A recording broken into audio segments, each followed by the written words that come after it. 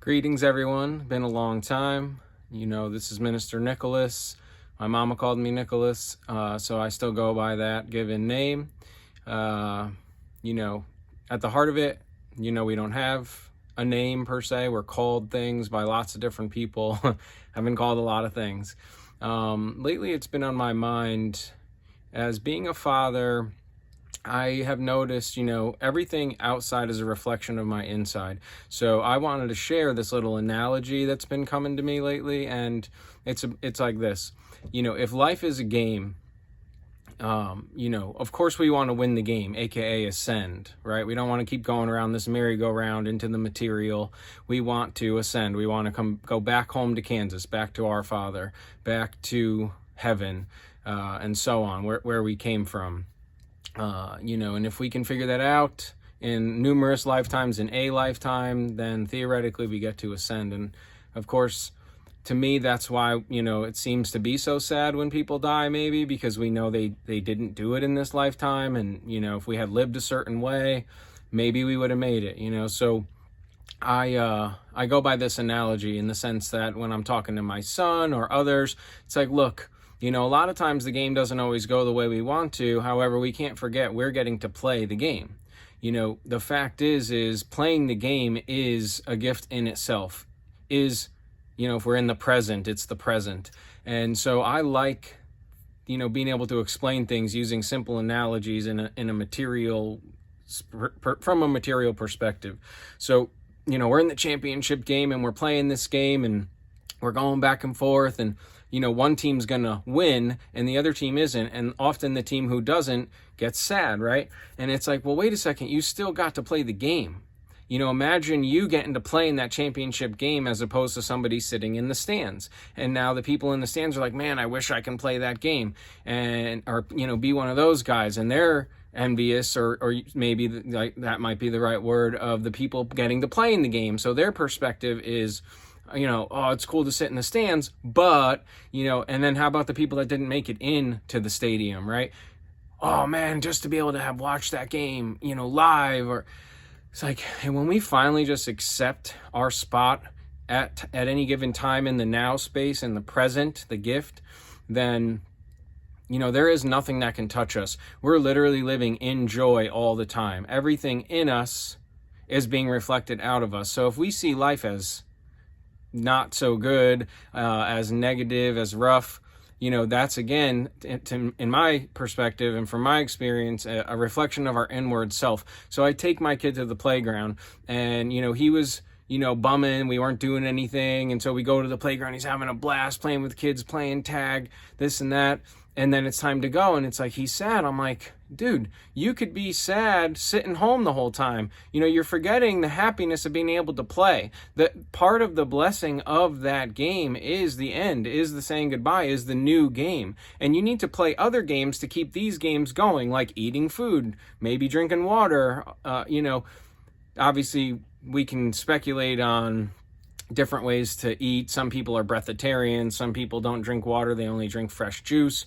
That's not my point. My point is we have to play, we have to diversify our portfolio. We have to play different games in order to keep each game kind of going. And if we can just experience the game for what it is and our role in that game, maybe I'm not the quarterback, maybe I'm the fullback, maybe I'm on the losing team, but did I really lose if I got to play the game or watch the game or be out, I know for me, I'm tired of being in this space of not being stoked about the game. And so I really wanted to share this, and I've been called to share this, and, I'm a fairly private being, so I don't like getting on here very often, and it isn't super comfortable for me to talk to a camera. However, I do want to do my best to start sharing more openly, because I do this in the background. If you ever want to call me, get on my website, thelivingmysterychurch.org. You can book a call with me. Whatever the donation you can afford is fine.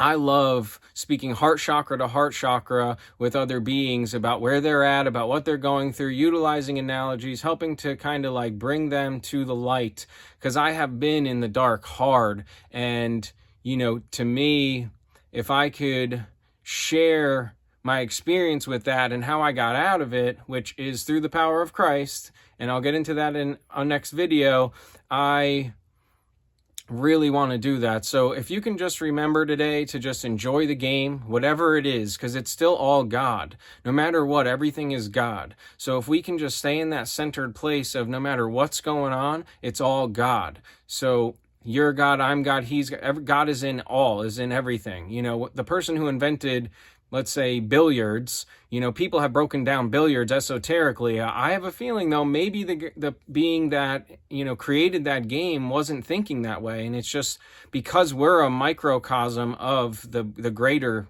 being of the all, you know, it just comes out naturally. It's inescapable. God is in everything. It is the grand designer, the creator of all. There's math to prove it and sacred geometry. And when we can finally see and accept that, I mean, this is an internal game. So once you break free of thinking anything external is going to alter your external reality, when it's really an internal game. So if I can learn to enjoy whatever I'm doing with whomever I'm doing it, and stop jumping ship and thinking that this is better over here or there, and coveting thy neighbor's this and that and greener pastures, then at the end of the day, I'm finally starting to get it. Finally starting to get that ultimately this is my journey. It's a story of me. It's a universe of a soul, a solo man. So zero is God, is the all and the nothing. It's a placeholder. And so if I can get to that space of just enjoying, then nothing can touch me. Nothing matters externally per se. It's all just another experience of self, of God. And to say, you know, I couldn't make this work or that work, or it's nonsense. It's you running from you. It's you not growing. It's you not, you know, putting up. It's you not digging deeper. It's a lesson you're running from, and it's going to keep coming until you walk through that fire, you know, we're the great alchemists, and we need to take that fire and forge diamonds, and we can avoid it. However, we're going to reincarnate and come back until we learn all these lessons. And being that I'm a Pisces, allegedly the idea is that you've lived all these other astrological spaces in your soul, and I'm that much closer, ideally, to ascension. I'm not saying that I'm better, or no, we're all in a different spot, holding a different position, and it's all God. And our job then would be to hold space for those anyway. So the job's really per se never done. And I just really wanted to share that. It's been on my heart lately, and doing my best to now live from my heart more. I hope that vibes with someone. I hope it gets through to anyone, helps somebody maybe, to just remember to enjoy the game. Enjoy the game. I love you. Enjoy your day. Be in the now. Meditate, pray, breathe, stretch, Tai Chi, yoga, whatever it is. Be here now. Thank you.